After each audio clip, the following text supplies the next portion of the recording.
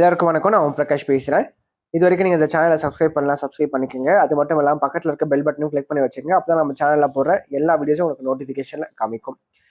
மேலும் ஜோதிடம் சார்ந்த ஏதாவது கேள்விகள் இருந்தாலும் அல்லது உங்கள் சுய ஜாதகத்தை பற்றி ஏதாவது கேள்விகள் இருந்தாலும் நீங்கள் கீழே கமெண்ட் பாக்ஸில் உங்களோட பிறந்த தேதி, பிறந்த நேரம், பிறந்த இடம் குறிப்பிட்டு உங்கள் கேள்விகளை நீங்கள் கேட்கலாம். கண்டிப்பாக எல்லோருடைய கமெண்ட்ஸுக்கும் முடிஞ்ச வரைக்கும் நான் ரிப்ளை பண்ணுறேங்க. சரிங்களா? அதே மாதிரி இந்த வீடியோ உங்களுக்கு பிடிச்சிருக்கின்ற பட்சத்தில் ஒரு லைக்கும் போட்டு விடுங்க.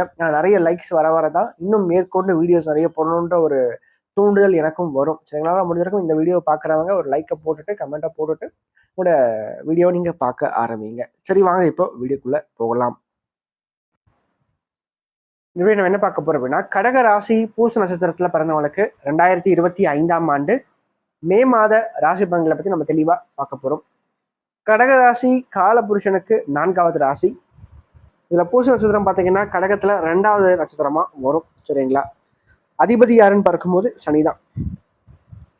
அதாவது இந்த காலகட்டத்தை பொறுத்த வரைக்கும் சனி, அதாவது 8ஆம் இடத்தை விட்டு தற்போது 9ஆம் இடம் பாக்கியஸ்தானத்துக்கு பயிற்சி ஆகிட்டாருங்க. பொதுவாக பாக்கியத்தில் சனி சுக்கரனோட, அதுவும் உச்ச சுக்கரனோட சேர்ந்து இருக்கிறது நல்ல ஒரு சிறப்பான ஒரு யோகமாக சொல்லப்படுது. சரிங்களா? குறிப்பாக திருமண வயதில் இருக்கக்கூடிய கடகராசி பூசத்தில் பிறந்தவங்களுக்கு இந்த காலகட்டங்கள் திருமணம் சார்ந்த பேச்சுவார்த்தைகள் வெற்றியை கொடுக்கும். திருமண முயற்சிகள் எதுவாயினும் அதை நீங்கள் தற்போது மேற்கொள்வது சிறப்பு. உங்களுக்கு சாதகமாகவே முடிவுகளானது வரும். 2வது, தந்தை சார்ந்த வழியில் ஒரு சில செலவுகளையும் இந்த காலகட்டங்கள் கொடுக்கும்.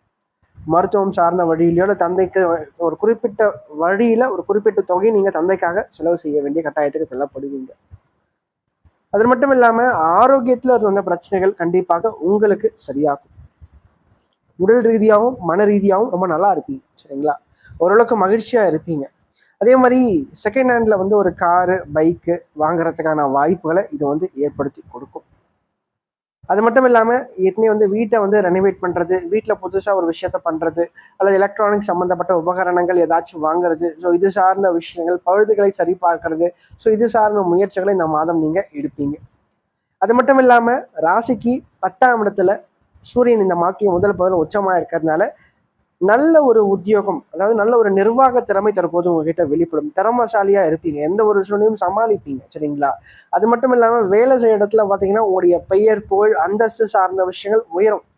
இதனால் வரைக்கும் உங்களுக்கு கிடைக்காத நியாயமான ரெகக்னேஷன் சார்ந்த விஷயங்கள். ஏன்னா அஷ்டம சனியில் அந்த அளவுக்கு ஒரு கஷ்டங்கள் நீங்கள் பட்டுட்டீங்க. சரிங்களா? குறிப்பாக 2023, 24 காலகட்டங்கள்லாம் உங்களோட வாழ்க்கையில் சொல்லவே தேவையில்லை, ஒரு நரகம் தான் சொல்லணும்.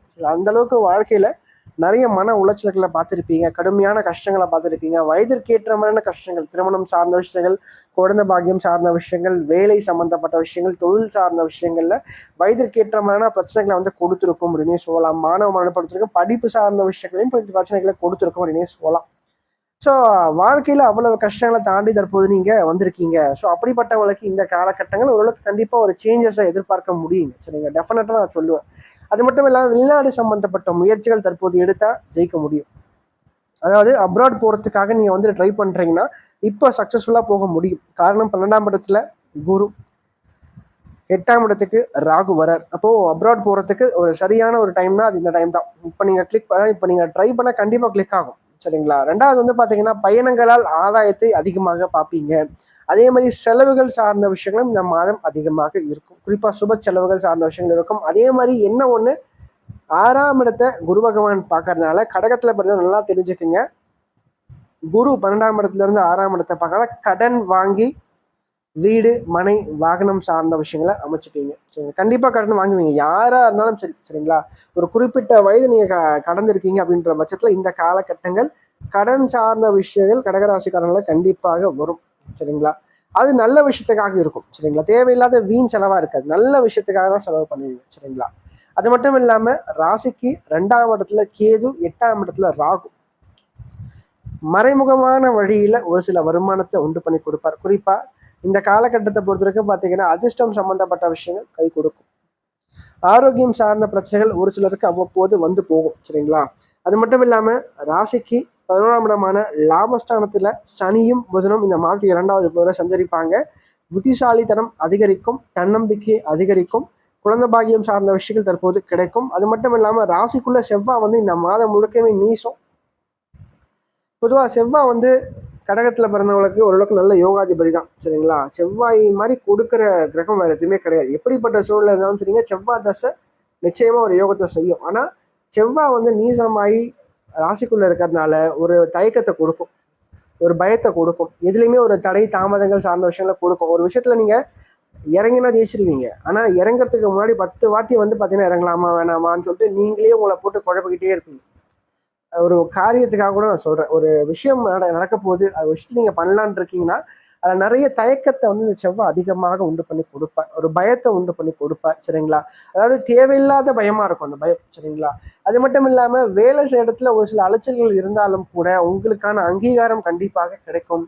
வருமானம் சார்ந்த விஷயங்கள்ல கொஞ்சம் தடைகள் இருந்தாலும் கண்டிப்பாக அதை தகர்த்திருந்து நீங்கள் ஜெயிச்சு காமிப்பீங்க அப்படின்னே சொல்லலாம். ஸோ உங்களை பொறுத்த வரைக்கும் இந்த மே மாதம் வந்து ஓரளவுக்கு நல்ல ஒரு மாற்றங்கள் கண்டிப்பாக கொடுக்கும். நான் சொன்ன மாதிரி கடன் சார்ந்த விஷயங்கள், பணம் சார்ந்த விஷயங்கள், செலவுகள் சார்ந்த விஷயங்களை கொஞ்சம் கவனம் நீங்கள் எடுத்துக்கிட்டால் சிறப்பாக இருக்கும். ஏன்னா இதுதான் மெயின் இந்த காலகட்டத்தை பொறுத்த வரைக்கும் சரிங்களா.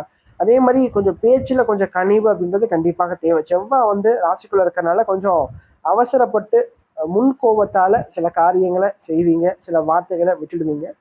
ஸோ அதை மட்டும் கொஞ்சம் நீங்கள் பார்த்துக்கிட்டா சிறப்பாக இருக்கும். மேலும் இந்த வீடியோ உங்களுக்கு பிடிச்சிருந்தா லைக் பண்ணுங்க, பிடிக்கலன்னா நீங்கள் தாராளமாக நீங்கள் டிஸ்லைக்கும் பண்ணலாம் சரிங்களா. அதே மாதிரி இந்த வீடியோ பற்றின ஏதாவது கேள்விகள் எதுவாக இருந்தாலும் நீங்கள் கமெண்ட் பாக்ஸில் கமெண்ட் பண்ணலாம். அது நல்ல விஷயமா இருந்தாலும் சரி, கெட்ட விஷயமா இருந்தாலும் சரி, உங்களோட தோன்ற விஷயங்கள் நீங்கள் கமெண்ட் பாக்ஸில் கமெண்ட் பண்ணுங்க. அது சரியாக இருந்தால் இன்னும் எனக்கு பூஸ்டப்பாக இருக்கும், அது தவறான ஒரு இதுவாக இருந்தால் நான் அதை திருத்திக்கிறேன் சரிங்களா. நன்றி, வணக்கம்.